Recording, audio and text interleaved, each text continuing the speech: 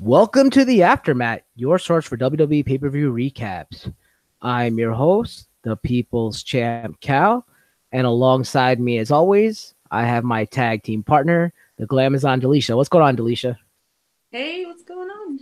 Nothing much. Another Monday, another pay-per-view recap going on.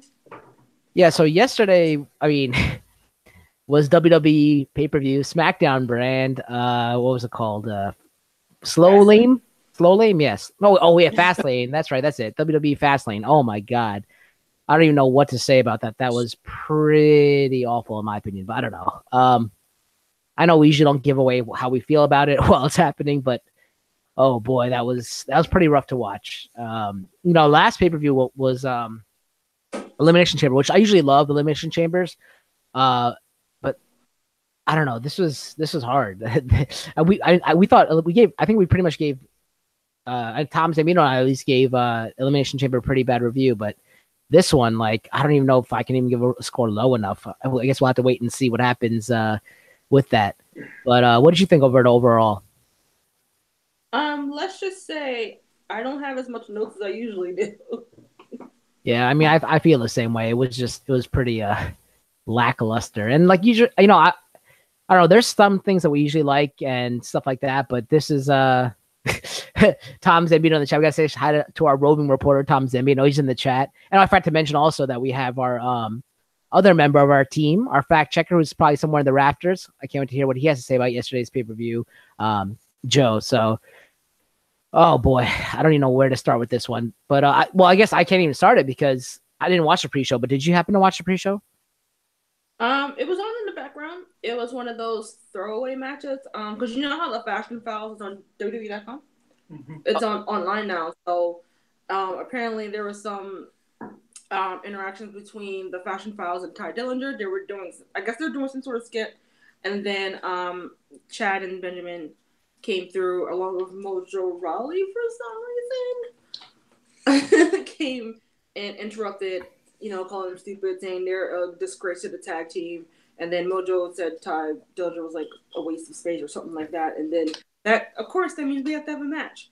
So that was the match for the pre-show in which it was Fashion Palace one, The Faces one.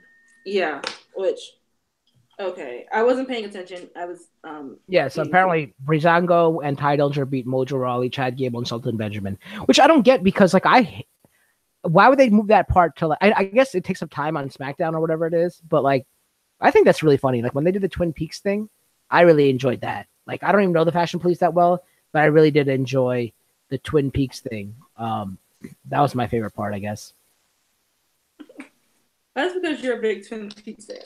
That is very true. So, but like, I mean, they did others. I mean, like, all the stuff they have in the background, which is like funny, where they have like, The Rock and stuff like that. Like that I think that's hilarious. You don't think that's good? Yeah, I thought it was pretty fun and entertaining, but I guess Vince didn't think so. I don't know. I think for whatever reason they decided to make it a WWE.com exclusive, but then they still show you clippets of it on the television. And then tell you to go watch the whole thing. Go to WWE.com. Yeah. I guess it's just to generate web traffic on the website and ad revenue. But if it's going to be on the website, are people even going to care? Or are they going to watch it? Probably honestly not. I didn't even know it went to the website. Like I completely forgot about them who is a wrestler until I always forget about them until they're on like the pay-per-view. Honestly. Yeah, maybe they did stuff with them on television. Like that was like a legit storyline. People might go in and tune in for extra content on the website, but they're not doing anything with them. So why do I need to waste my time and go watch them on television when I'll go watch them on WWE.com when you're clearly telling me you don't care about them to put them on television? So why should I care to go see them on WWE.com? Yeah, exactly. And Tom is saying that Breezango are unsung heroes. I'm not know if he's being sarcastic or realistic about it, but I do like Breezango. Like they are a good team. They work really well, and they're funny, man. Like they're like a very, very, very, very, very, very, very, very. I don't know how many varies I can say, but very, very, very, very, very poor man's Edge and Christian. Yeah, that's a good summation. he says, yeah, what are they up to? He's like, what are they? I don't even know what they're up to because I don't really watch SmackDown. I watch it in fast forward, so I don't even know what's going on. Like, usually I just care about like what AJ Styles and Shinsuke do and Jinder Mahal do, stuff like that, Bobby Roode, and then the women's division. But like, we'll get to the women's decision. Oh yeah, he's saying it's dead serious, man. He's ashamed that they don't use Breezango more. I do enjoy them too. They're really funny. They're very talented in the ring as well. So, what's going on, Sky? Welcome to the Fastlane, or what I called it. What was it called? What did I call it earlier? Slow lane. Yes. Yeah, slow lane. Yeah. 2018 WWE pay per review.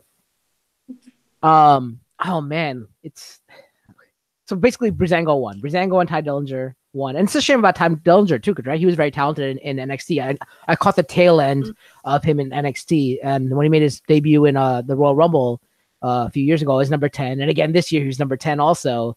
Yeah, he's always number 10, right? He's always number 10 in the WWE pay per view at like in Royal Rumble. That's just how it is. Forever? Is it gonna be forever now? He's always gonna be number 10. I have no idea. Well, just have to see. This is all. As long as he's got that perfect 10 gimmick, I guess so. I still think that him and Cien Aldra, whatever his name is, however you say his name, Cien, the guy who's the NXT champion right now, should make a team together, and it should be 110%. That should be the name of their team because Cien means 100, and he's the perfect 10. 110%. That should be their tag team. Book it now, and if it does happen, you heard it here first. Because I did say it like several shows back, so make sure you that. And now Tom Zambino says they need a new gimmick because Todd Dillinger needs a gimmick because Perfect 10 is annoying. Yeah, I agree. I don't even know what he does besides the fact that he was in the pre-show. It's because they haven't done anything with him. Exactly. That's also the whole gimmick came about because he's been in the WWE system for many years. And he was basically asking one time why he's not getting opportunities, and he basically said because I'm the perfect 10, and then that's how that whole gimmick got born. And then fan base got behind it. Yeah, but I'm just saying, like, yeah, but on the main roster, as we see with many of the cases with the NXT superstars who get called up, they just don't do anything with them. When some of them are already packaged in a great persona and gimmick, and then you just job them out and just let them fly by the wayside. Well, remember, that's the whole problem I've been saying that we've been having is that, like, when you have all this talent now, why are we seeing matches that have already happened? Why are we still, like, now, like, we're wasting a spot with Kurt Angle and I said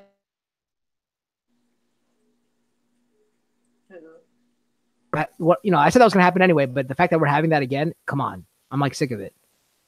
I don't know. That's just how I feel. But we spent so much time on this pre-show that, like, I don't even know, like, I didn't even watch it, and we're talking about them. But I guess we're talking about the actual wrestlers themselves and what they could do with them. But I guess we should move on to the main event. I mean, not the main event, but the main pay-per-view, which we, weren't too happy with, but we'll see.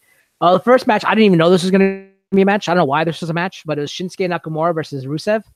Why did they have that? What was the build-up? You're usually better about the build-up.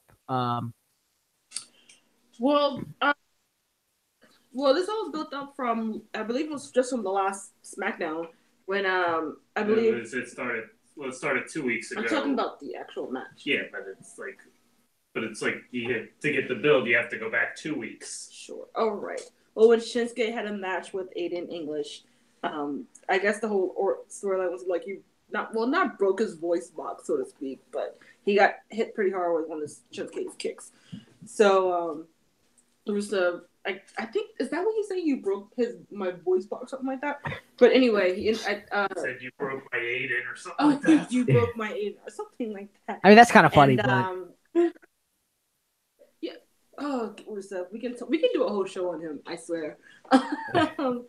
But he asked for a match against Nakamura, and they showed the clip when Nakamura said, "When I beat you, it's not going to be Rusev Day, it's going to be Nakamura Day," which he actually sung in a great imitation of Aiden English. Oh, really? But my favorite line from Rusev was like, "You can't just make up a holiday after yourself." It was really that serious face. I just want to give a shout out right now. We got a bunch of people in the chat today. Obviously Tom Zambino, who is our roving reporter. We got Sky Incorporated. We got Gary from Gary Waller Vlogs, and we got Freya. What's going on, everybody? Just saying hi. Sorry. Go ahead, Alicia. But yeah, so that led to the match, which in and of itself was pretty good. It's just a match that didn't need to happen on the pay-per-view. Just saying. And it's burying, and they're just trying to bury Rusev because he's gaining because he's becoming loved. Yeah, and he's supposed to be a heel, right? You know what really stinks though, because going back to the pre-show, unfortunately, we had to go back to the pre-show because a lot of people just came in and chimed in on it. Is saying like people like Ty Dillinger, like Breezango, and all them are not used well, but they might have like because Tom Zambino saying he's sick of the whole 10 thing, and Sky saying what, it could be like just a booking of them. They could have stupid gear, but they're just not booked well. Look at Finn Balor. I think Finn Balor's super over, but he's just not booked right. He's probably one of the best talents they have on the roster, on the Raw roster, and he's not used right. So yeah, okay. So Rusev Day lost. It wasn't Rusev Day. It was Nakamura Day. And did anybody see Nakamura losing that match, going into WrestleMania to face in the main event? Did anybody think that Nakamura was going to lose? Yeah, no, that's why this match was a waste. Because Nakamura is already built. He's already got he's Punisher ticket to WrestleMania.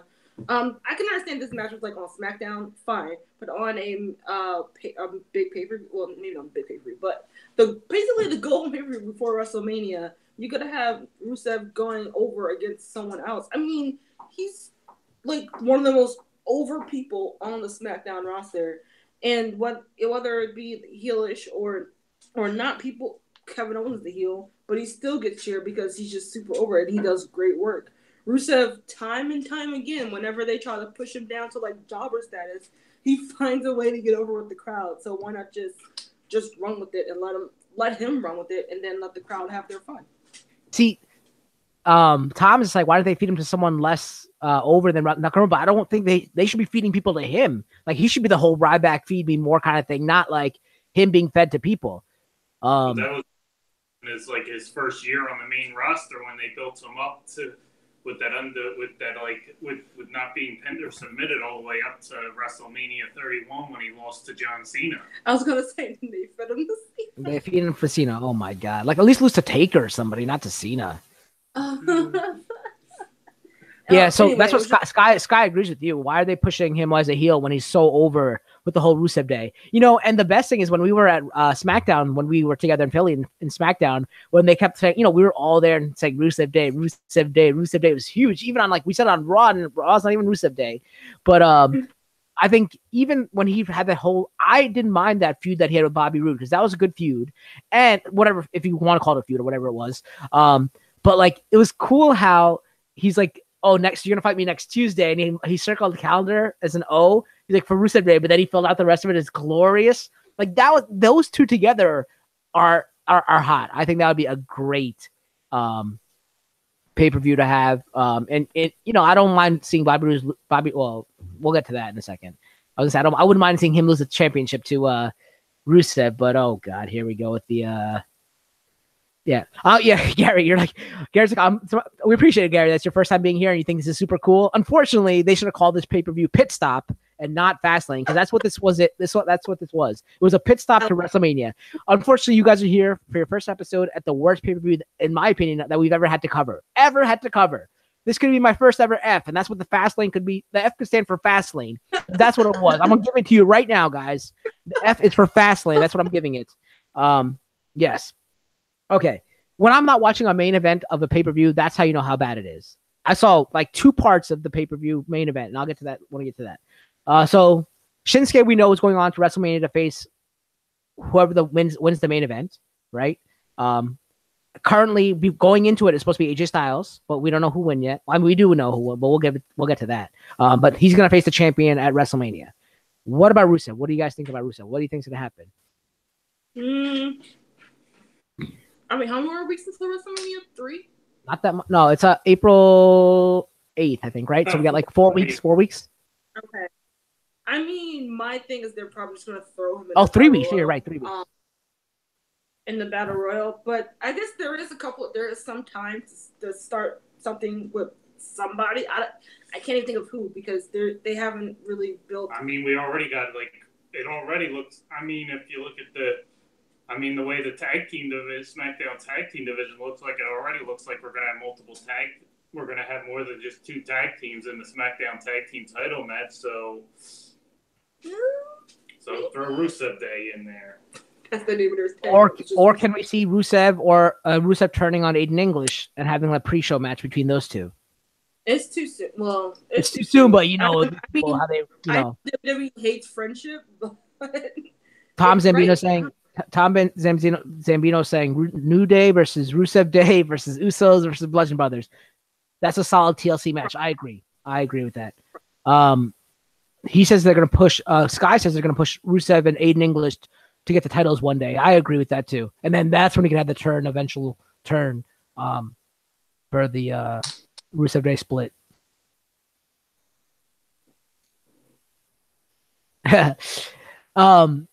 So with Nakamura, do you see him winning though? Because some people in chat are saying it's hard for him to speak English. You know, it's really hard. That's to communicate. He's not communicating that well, I should say. And same thing with Asuka. Can you see them holding a belt and cutting promos without a mouthpiece like Paul Heyman or something like that? Asuka, I believe, if she doesn't really need it, as far as cutting promos, because they just built her up to be like this hard striking badass. So she doesn't really need it. I mean, I'm pretty sure she's still working on her English and working on promos and stuff, but she can kind of get away with that silent but deadly type. Nakamura, I mean, right now, because he's so over, he could again probably just get away with anything. But I could see them both getting the titles. But I could also see AJ just as well winning as well, because he is the face that runs the place. So I can see with Nakamura and it going either way. Asuka, not so sure. I can see her with the belt, but I could again see it going to the other person as well. Lay down. I have a good prediction coming for that in a little while. Yeah, we'll get to that, but I'm not sure if they're ready to end that streak. Wow. So we have a bold prediction from Sky in the chat. Sky says he will end up winning the title, but this will be his only title run ever. Once he loses that's it. He'll be pushed into the tag team division where he'll win maybe a tag team title. But that's it. After he gets this, I could see that happening, man. Vince doesn't like those small guys. And if this guy can't speak English that well and cut promos, like that's what you need in the business. You know? I don't know. That's a bold prediction, but I don't see that being that completely false.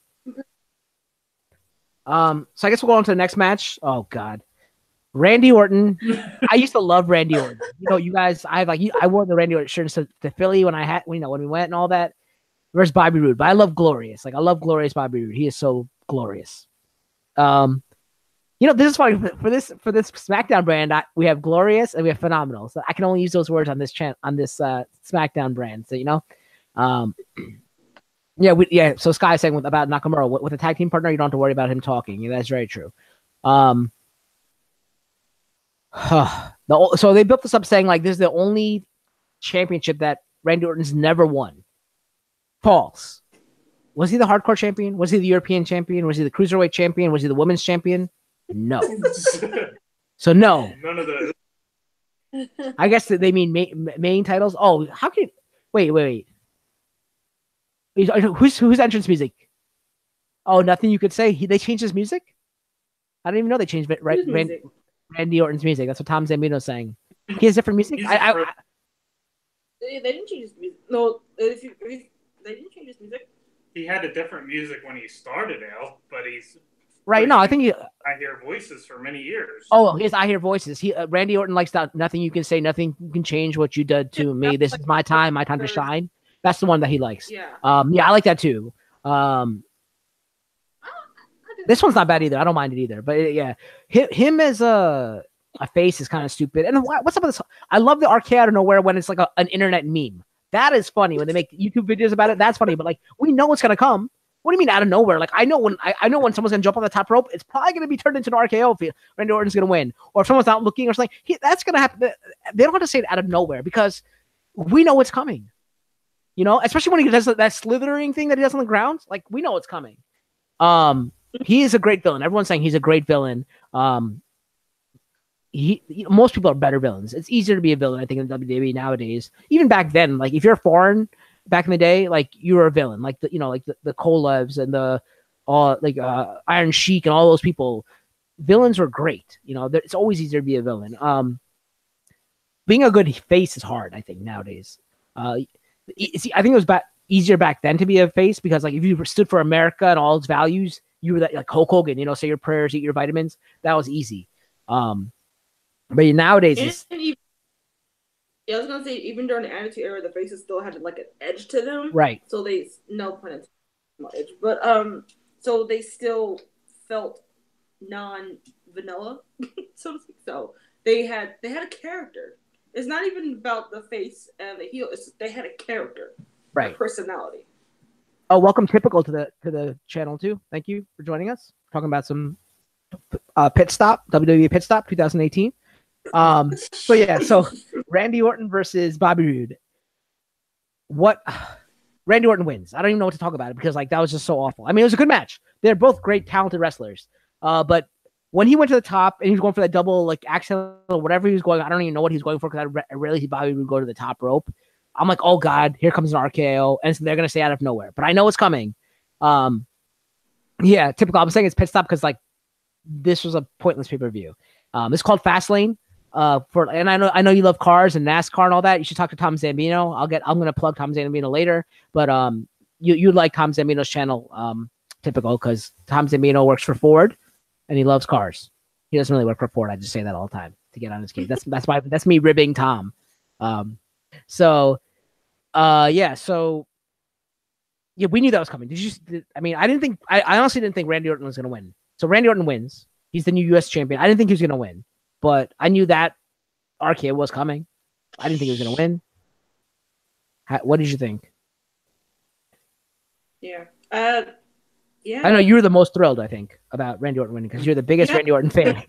I love Randy Orton. We all know that. No, this was once they started telling that this is the one title he has won. I was like, oh, whatever. Okay, here we go. Because I knew, and then I love shout out to Mr. Mo Lightning on Twitter who immediately after the match was like, well, hopefully now he'll retire now because it's not that I don't like Randy Orton, it's just that he just been giving off the aura of just not caring. And not the whole, like, that's his character, not caring. He just looks like he doesn't want to be there and just waiting for his contract. And so, if you're not going to care, I'm not going to care about you, so goodbye. He has like another 17 years on his contract, doesn't he? I'm not even joking. I think he does. Something like he signed like the longest term contract in the history of WB. I think it was like I'm not joking. It was like a 27-year contract or something he signed. Something ridiculous. I don't know. Maybe that's why he's so tired. How old is he now? He's like, what is he like 27 now? I don't even know. He's like 40 probably, right? He's definitely 40 something. I think he's born in 1980, so he's like 37, 38. Okay. I'm pretty sure. I thought he was older than me, but I don't know. He seems like Daniel Craig is Bond. So Tom is saying like they should have called this the obligatory title change to try to make the pay-per-view match, which is I agree. I don't think Bobby Roode should have lost it unless they had bigger plans for pushing him into the main event picture, which I don't see that happening. What I see happening now, again, what I complained about last AfterMat episode is we're going to see a rematch of this at WrestleMania, and maybe we're going to throw in, because after the match ended, the modern-day Maharaja came out, right? That's when he came out to this match, right? And he tried to do a Colossus on Randy Orton, but then he got Glorious DDT'd, and then Randy Orton got Glorious DDT'd, so we're definitely going to see probably a triple threat match, most likely in the pre-show, because the WWE WrestleMania pre-show is usually 7 hours long itself. It's probably starting right now. The WWE WrestleMania pre-match is probably starting right now, and it's going to be Jinder Mahal versus Bobby Roode versus Randy Orton for the U.S. title. That's what I see happening. I'm covering all three people in one right there. What about you? How do you feel? What do you think is going to happen? Yeah, that's probably it. Yeah, I wasn't exactly sure of the motivation of Jinder attacking him right then and there. Mainly because it didn't pan out. I don't know. I love Jinder too, but this whole storyline that they're doing, I'm like, I don't quite understand it. They probably don't either.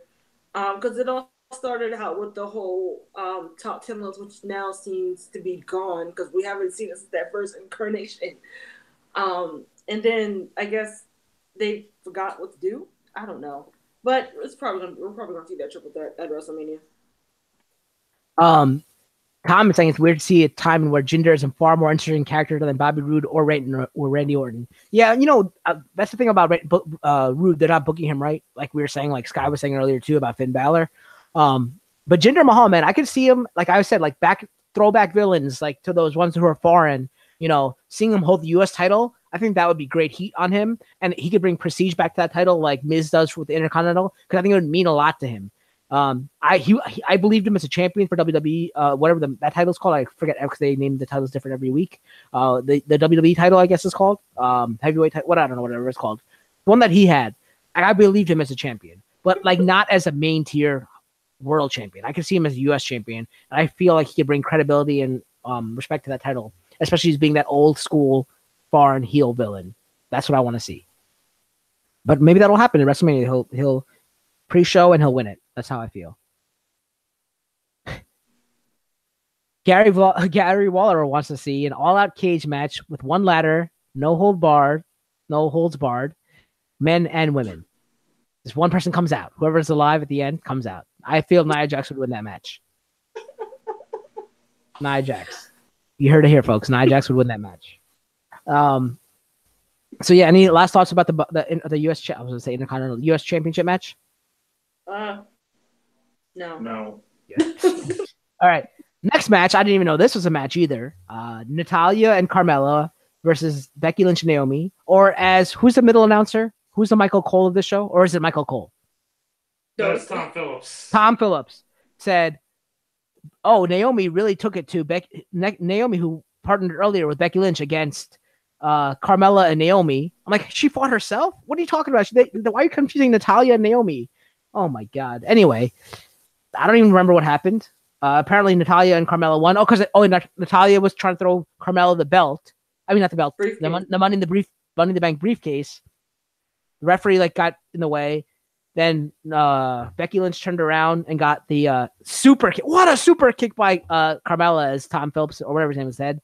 It was a terrible super kick. What didn't even sound right. She didn't get the kick sound right. I love Carmella, but oh, come on. That was terrible. And then she got the 1, 2, 3. I don't even know what's her finishing move. I don't even know what's her finisher. It's not a kick, is it? I hope it's not, because that was terrible.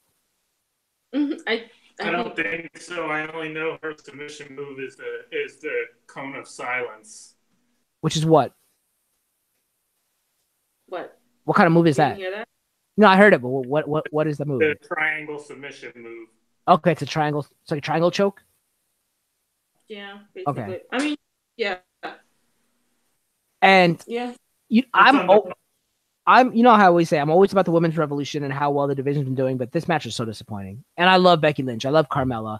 I love Natalya. I love Naomi. I love them all. Like, I don't get it's just an awful match. I don't know. How'd you feel about it? I know you're a big advocate of like Naomi and all of them. And yeah, I mean, it's just as we've been saying, since we started, like the WWE seems to not know that you can do two different women's storylines at the same time. It's not that hard. You do it with the dudes all the time.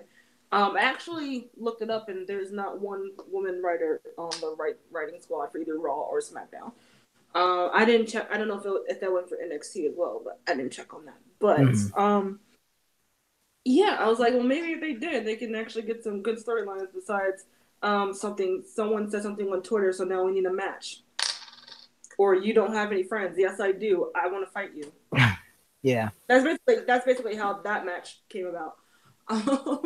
So it's frustrating because like he's saying, these women are so talented, but yet if they're not in the hunt for a WWE title, I mean the women's championship, they just get pushed to the wayside when there's a couple of different story angles that you can probably try.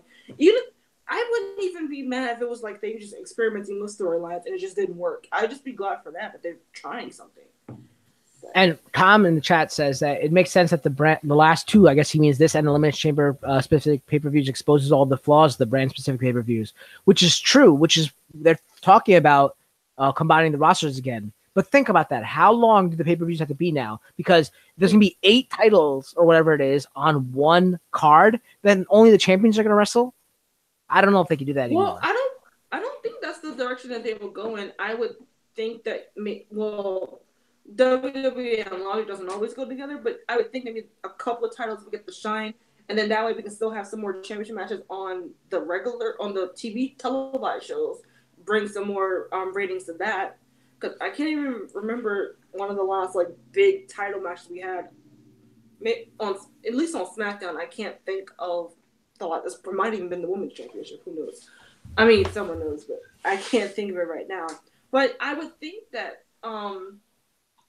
this would also create some inter competition, because now with the women getting more recognition and getting more high profile matches, now the men kind of have to step up their game as well to put on those great matches as well. And then also in between the pay-per-views, you can be like, well, this so-and-so is doing, let's push that person. Like, I don't know, if they can pull it off, again, like I said, Logic and WWE don't always go together. They could start playing around with some storylines, because right now we're all just in this tunnel vision for WrestleMania.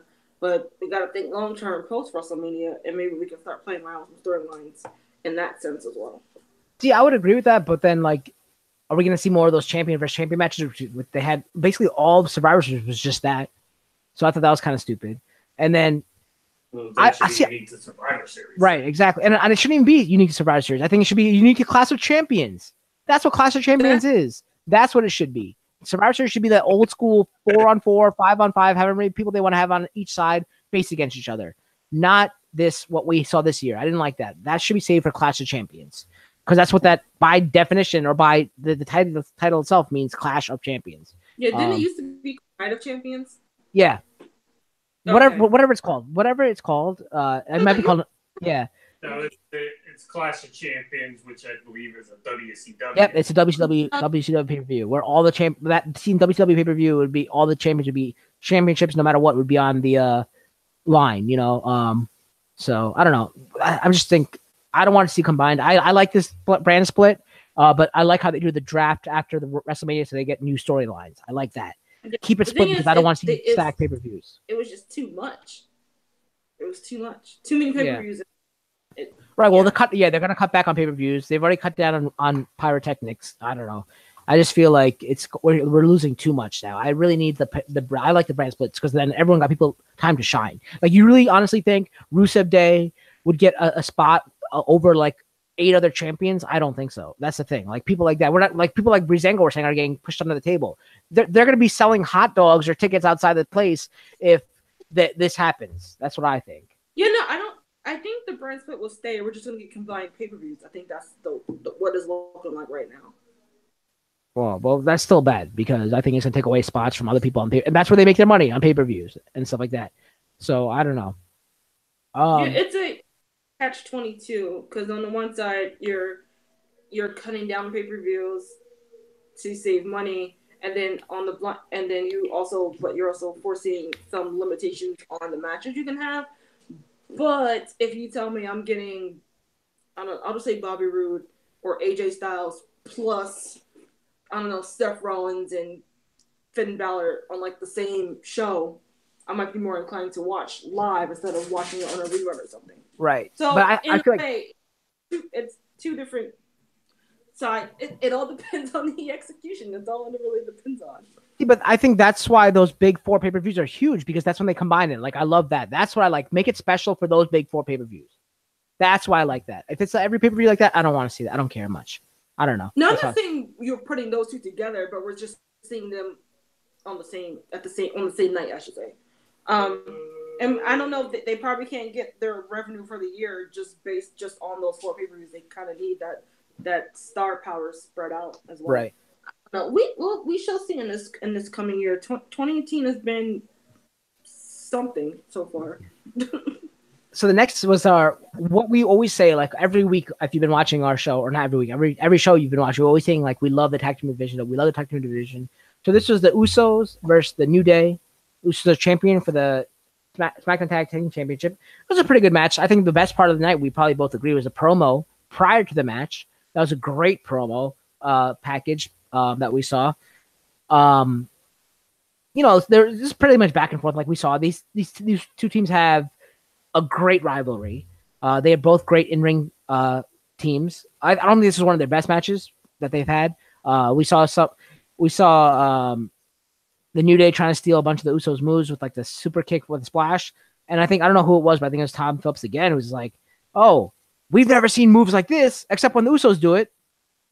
does that make sense? Like we've never seen these moves except when these people do it. Like, it was just the commentary was terrible. Also, like, but this went to a no contest because the Bludgeon Brothers, who I love, I've always liked them as the Wyatt family. With Bray Wyatt, and when Braun was with them too, like the Wyatt family, I loved it. It was one of my favorite stables. I like when they come out from two different sides and they meet in the middle and then they walk out. They don't really use the hammers. They're called the Bludgeon Brothers. Bludgeon people. Don't just carry the hammers like Triple H and then like put your hand over it and hit them with it. No, I want to see you smash the skull open like Game of Thrones or something, man. Like something. Like don't be called the Bludgeon Brothers and not use it. That's how I feel. But I don't know. What do you think? I mean, it was a good ending. They showed them how strong they are. What can stop them? Authors of Pain, maybe? I don't know. But what'd you think?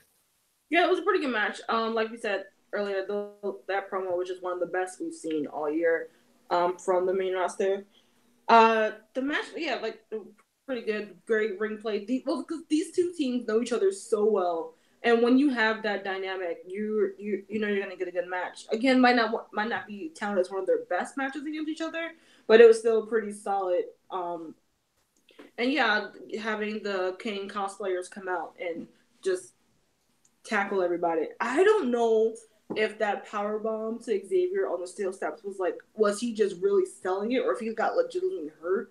Because if he's not legitimately hurt, he sold the out of that. Because even I was like, oh wow, because you could see him like trembling and like almost like he was having like almost about to have a seizure, and I was like, oh my gosh, is he all right? But I don't know. I haven't heard anything so far. I haven't really checked the news sites, but if he's not legitimately hurt, he sold that really well.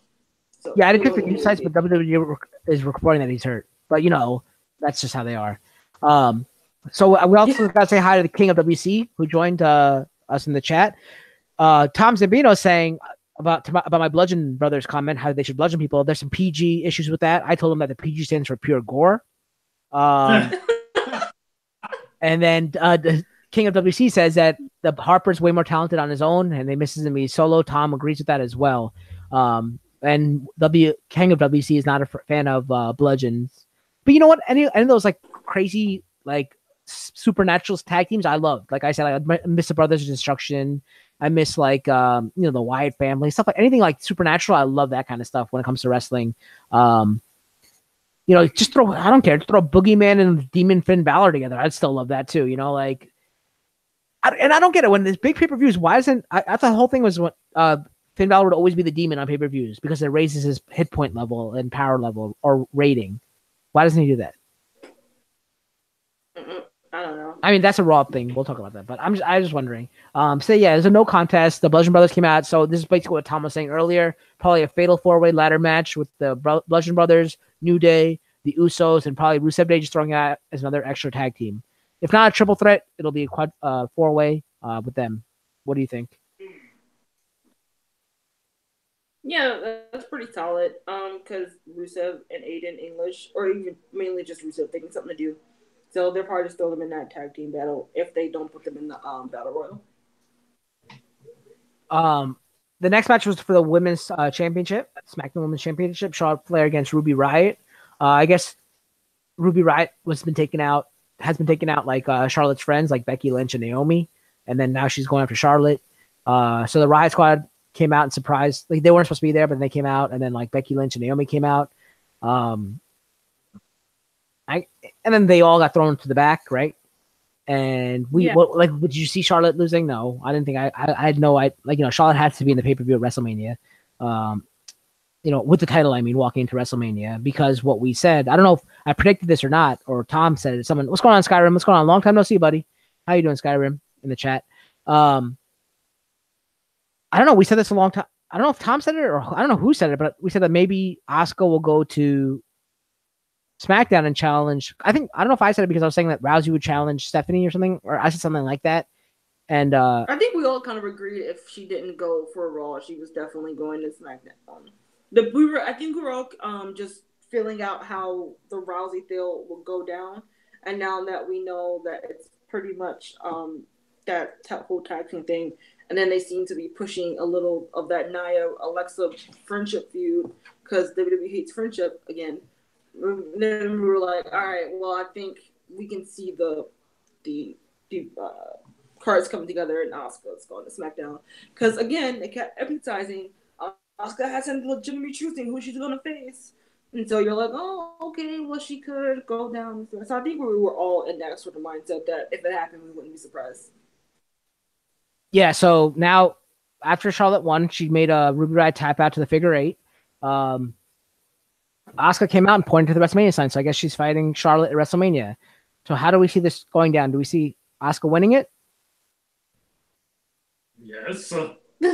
That Joe was adamant that was a yes. I don't know.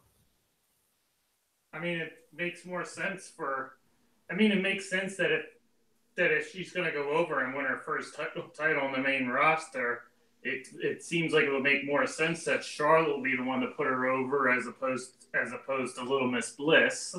Well, first of all, no one can beat Alexa. She's too good.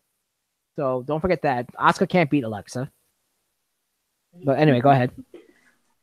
Yes. But if anyone can take the fall and still be okay, I think Charlotte is the better choice. And this also can start a rivalry feud between them, because Charlotte's touting to wanting to be one of the best competitors on both rosters, but it could be her being her chasing Asuka, trying to get that win to solidify herself as one of the best female competitors in the ever. So that could be something to play around with Asuka winning. And like I said, I know her streak is like 9,000 years long, but that came from a story program on NXT. So I don't know, maybe they wants to create their own main roster, never been pinned, submitted, and stuff like that. So I don't know. I could see it going either way, because if anyone's going to beat Asuka, of course, it's going to be Charlotte Flair. But see, I could see her not winning the championship at the WrestleMania, but not losing it either. What I could see is, all right, so like I really think Asuka's gonna win, no matter what. If it's a match and they're 1-on-1, she could win. But if that briefcase is silver, meaning that Carmella can go to either Raw or SmackDown with it, then yeah, maybe she'll go to Raw. But if she doesn't, stays in SmackDown, she can slide in, pin Charlotte. That way Asuka doesn't look weak, and Carmella's her champion now at WrestleMania. Yeah, that is true. And she has to use that up within the next... She has to use it pretty soon. Yeah. They said they made it a point to say 266 days. So she's got like, 3 months to use it or whatever. I think July is Money in the Bank. So June? Okay, so yeah, she's got to use it soon. So if she doesn't use it at WrestleMania to slide in and, pin, they could probably knock... I don't want to see her use it on Asuka after Asuka wins, because there's no way Asuka... Even if she hits her the thing and Asuka gets up, I wouldn't want to see Asuka lose it after just winning it. I want to see kind of Carmella stealing it, as in Asuka knocks out Charlotte, and then what? I didn't hear what Joe said. No, he said like Seth Rollins. Yeah, like Seth Rollins, basically exactly just like Seth Rollins. And that way, Brock wasn't pinned, Roman lost it. Same thing with Carmella, and now Asuka's chasing Carmella. I think that would be pretty cool. But yeah, I agree with you, most of you guys. I agree with what you guys say. Asuka is probably going to beat Charlotte. And will we see Carmella come in and use it on Alexa? Who knows?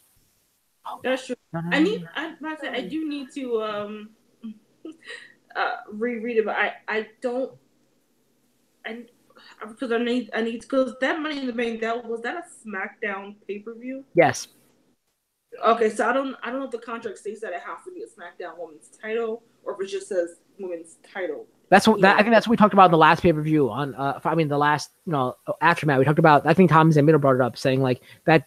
Why doesn't Carmella go over to Raw and challenge the other one? I don't want to say Little Miss Bliss, because that might be what they do, since Asuka has now come over to SmackDown. Yeah. One of those double trade kind of things, and Carmella can just right in there. Or we can see the same scenario. Sorry, or we can see the same scenario where now maybe Nia is going to face Alexa. Oh, no, damn it! Hold on. Nia is going to face Little Miss Bliss, and maybe Nia's about to win, and then Carmella sneaks in and uses the same scenario that I posed for Charlotte and Asuka. I don't think they would want to take it away from Asuka like that, but Carmella pulling that on the Raw main event.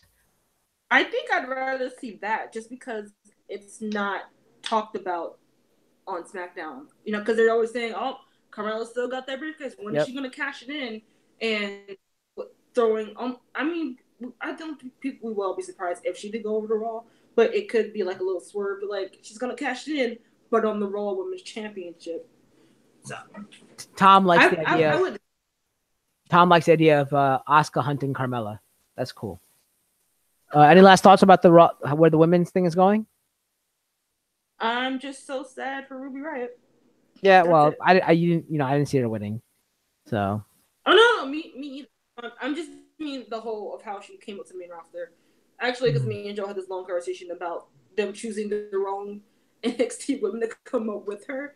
But yeah, we actually would have thought it would have been a better time for the Iconic duo to make their run, just because Ruby Riott was much better as a face, and then Iconic duo just works so well as a heel. But that was that's a whole different conversation. Well, this brings us to the main event, which I did not watch. I don't know why. I was so drained by the Fastlane pay-per-view that I could not watch it. I needed a pit stop, and I couldn't even get my what do you call it, pit crew to revitalize me and get back into the race. That's how bad this pay-per-view was. It was AJ Styles defending his championship against a six-pack challenge. AJ Styles defending against Kevin Owens, John Cena, Dolph Ziggler, Baron Corbin, and Sami Zayn. Here's what I saw the match. They came out. Bell rang. John Cena gave an attitude adjustment to pretty much everyone in the ring except for AJ Styles. Then I saw AJ Styles win the match at the end of the match. That's all I saw. What happened? The probably big story point in between those matches was probably Sami Zayn, Kevin Owens, and Shane McMahon. That would probably be the underlying, maybe the third tier storyline. Second tier being what's going to happen with John Cena that we all probably know. I can't remember why he got into Shane's face, but Sammy. Oh no, because Kevin Owens and Sammy were going after each other because once though it was just them two in the ring, and Sammy a couple weeks prior said he would just lay down and let Kevin Owens get the pin, and so he was about to do that. Then he rolled him up for a small package, but of course didn't get it. So those two were going at it, and then they wound up outside the ring. And Sammy looked over at Shane and was like, "I bet you're loving this, aren't you? You're loving this." And then got in his face. And then KO was coming in to kick Sammy, but Sammy ducked out of the way and kicked Shane in the face. He sold that pretty well, by the way. I was impressed. He didn't oversell it and be all extra. So when Sammy was about to get the pin on Owens, Shane pulled the ref out the ring for shenanigans. And then again, I think when Owens was about to pin. No, it was when the other way around. It was Owens' pin first when Shane pulled the ref out, and then it was Zayn's pin when Shane pulled Zayn out. Okay, so there's that storyline still going on.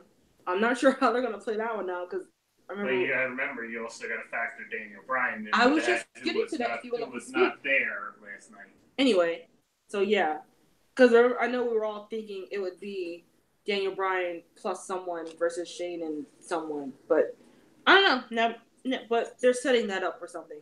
And then we got AJ winning, of course. How did he win? A flying forearm? Phenomenal forearm? I don't even know how he won. Who did he pin? Let me guess. Was it Ziggler usually takes pins, but I feel like they hate Corbin right now. So I'm going to go with either Corbin or Ziggler, but I'll say Corbin. What did he pin? Was it Cena? There's no way he pinned Cena. No, I think Cena was. Or was it Dolph? It was either Corbin or Dolph, to be honest. Because Cena was going for the on Ziggler. I can't remember. I'm much like you. I was doing other things and like peripherally watching. I just remember seeing AJ Styles just flying from off the top rope, hitting and then winning. I'm gonna say Ziggler probably. Yeah. Sorry guys in the chat who are to us for the recap. This just shows how much we cared about this pay-per-view. Yeah, Tom in the chat is saying how like any match with more than 4 guys, this is exactly what I say about the women too. any match with more than 4 guys that isn't a tag team, ladder match, or elimination chamber match is just too much. And then I said, Royal Rumble? What about the Royal Rumble? And he's like, you heard me. I'm like, take that back, Thomas. He's like, never. So he's not a fan of the Rumble either. I don't know. Sorry, Yeah, so AJ Styles is your champion. He's going to fight Nakamura. So we know that. Cena is up in the air. Are we going to hear the gong tonight on Raw? We don't know. It might have happened already. I don't know. I'm not watching it. It didn't. Okay. Segment first. Okay. There didn't show again. I'll say Booker T. No, not Baron Corbin and Ziggler. What's happening with them? I have no idea. No. They'll be in the Andre Memorial Battle Royal. Yeah, and solution for everything. And Sami Zayn's gonna be they're gonna be the Andre. Yeah, that's a good idea. Andre, that's what's gonna happen with him. I mean, that's what WWE's thinking right now. Oh, we'll have a match. Put him in the Battle Royal. Yep.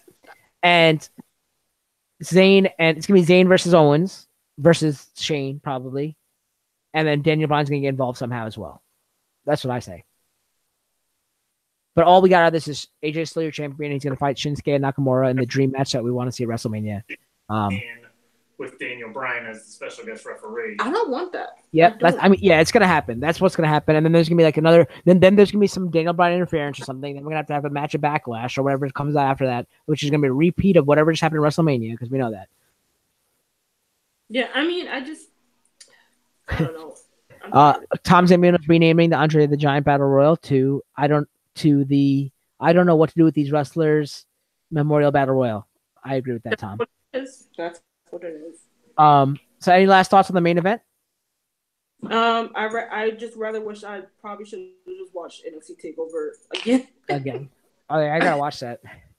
So I guess we can go into how we felt, low point, high point, and then our overall grade. So who wants to go? Does Joe want to go first? He hasn't been on camera yet, so I want to get him on cam. There he is. What's going on, Joe? Oh, and I can't wait for his whole segment too, because now Joe has a segment where he talks about. No, you can't see me. Okay. What are you, John Cena? Go ahead. No. I'm Super Cena. He's in a bright colored shirt, so yeah. Yes, Fruity Pebbles. Go ahead. Definite high point of the night would be the tag team match and everything that happened after that match with the Bludgeon Brothers interference. Pretty much it continued the whole story and it kept it going because this was the first time that we actually saw the Bludgeon Brothers lay their hands on the Usos in the New Day. So now we know they definitely want the titles. Low point of the night, I guess I would say everything else. just the way the whole pay-per-view went and really asshole cat. Yeah. And overall grade, I would say about a D-. D like David? Yep. Okay. Sorry, guys. Go ahead, Delisha. Sorry. Cat's an asshole. You would think I was at Joe and Ashley's house. A high point would be the tag team match on account of that's the only match I watched fully with any interest. Just because I knew I was going to get a good match.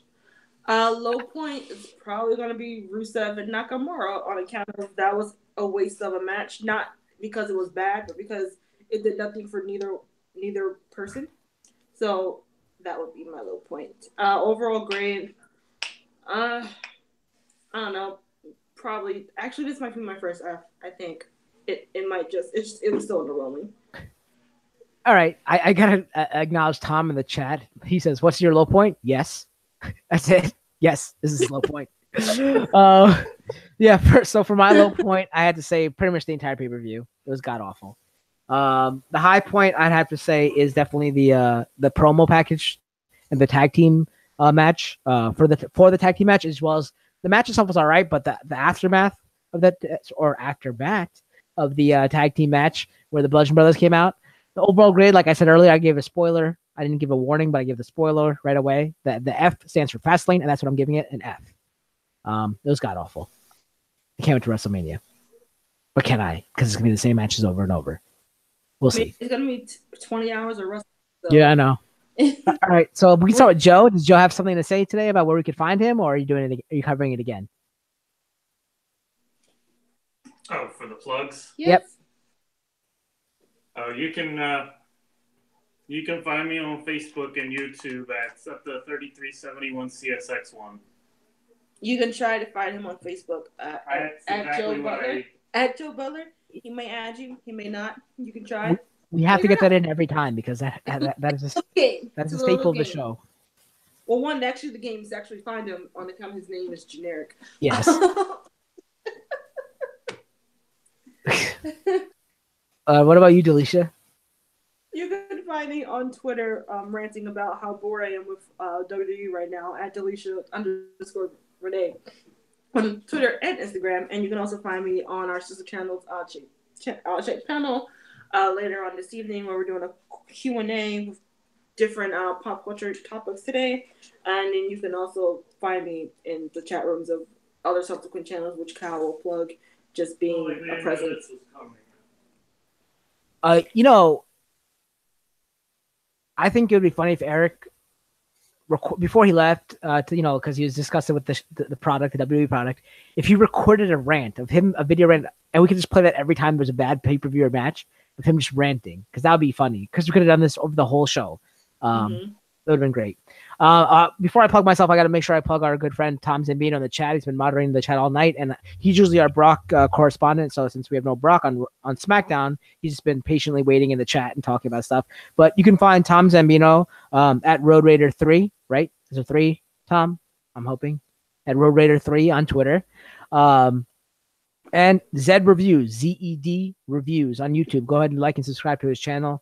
He puts a lot of great content. I know Typical's in the chat as well. Typical, check out his stuff. He has a show called Cars and Popcorn. So if you like cars and you like popcorn and movies, check that out because he talks about the cars that are featured in movies. And I know you like NASCAR and racing and all that kind of stuff. So make sure you check that out. Yep, it was Road Raider 3 at Twitter. All right. As for me, this works now. Lower thirds. I'm the People's Champ Cal. You can find me on Twitter at VinJavu. If you haven't already, please subscribe to this channel, the Kingslayer Network. We finally just reached 200 subs, so thank you guys so much.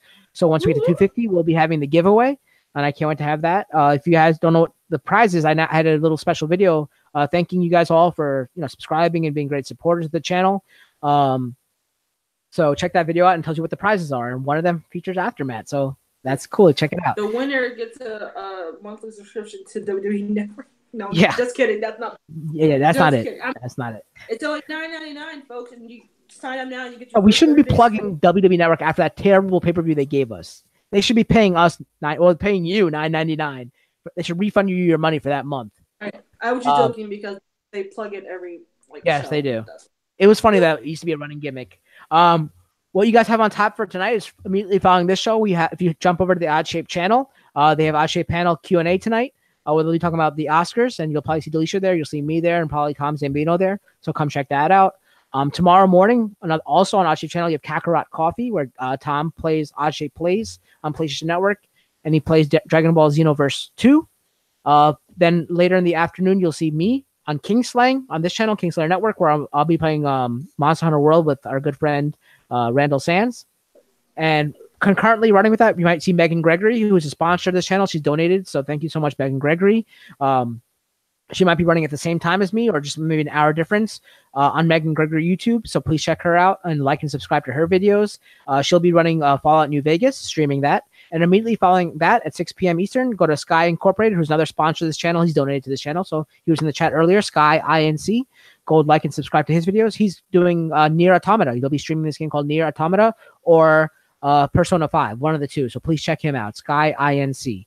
And then tomorrow night, Tuesday, I don't think we have anything on tap, and none any of our people are doing anything tomorrow. Maybe Joe and Ashley might be doing a Infinity War and Beyond on Geek to My Nerds, so check them out as well. But that's pretty much it. The next time you will see us is a long time from now, maybe 3 weeks, I guess it is, 2 or 3 weeks at WrestleMania, where we'll probably see the same old matches we've been seeing, but we'll see. Hopefully not. And then after WrestleMania, yep. Fireworks. There will be fireworks because they'll be outside. Yes, thank you for that. And it'll be 18 hours long. So start. It won't be outside. It's in the Superdome.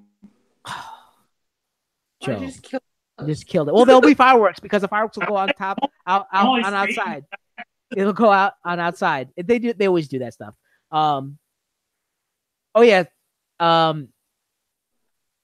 We do have something special coming for you after WrestleMania. We can't tell you now. We'll tell you at the WrestleMania AfterMat, but it's something special we've been all working on as a group, including Tom Zambino, Joe, my friend Raj, Delisha, and myself. And hopefully by then I'll have a new computer, so we'll have a nice backdrop and everything, and things will be changing. There'll be maybe a facelift to AfterMat after my new computer comes, and just in time for WrestleMania. So maybe you'll see us in an evening gown or a tuxedo. Who knows? Probably not, because I can't afford that. But, you know, if you want to donate to the channel, there's a link down below on Streamlabs.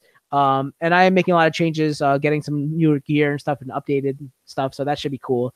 But thank you everyone for the support, getting us to 200 viewers. 200 subscribers. It's been a pleasure working with people like Tom and Delisha and Ache Channel, Geek Time, all of us who collaborate together for this channel. I want to thank all the supporters. Thank you so much. Joe, too, as well as being our guy in the Raptors, always calling out fact checking. We can't do it without him either. So yeah, thanks to everyone for 200 followers. I keep saying followers, I'm so used to Twitter. And then Kimber messaged me like, congratulations on 200 followers. I'm like, oh, I thought it was subscribers. Then I always get it mixed up now too. So 200 subscribers. Thank you guys so much. We're on the road to 250, just like we're on the road to WrestleMania, which is the next time you'll see us here on the Kingslayer Network for AfterMat WrestleMania edition. Until then, I guess keep slamming or whatever you want. I don't know. We haven't come up with a thing for this yet, have we? Reach for the Raptors and you get. I don't even know what we'll come up with something by the time WrestleMania comes around. But remember, go switch over to the Odd Shape channel right now because the OSP and chill is starting in about 30 minutes. And we'll see you then. Until next time, laters. Laters, guys. Bye, Joe.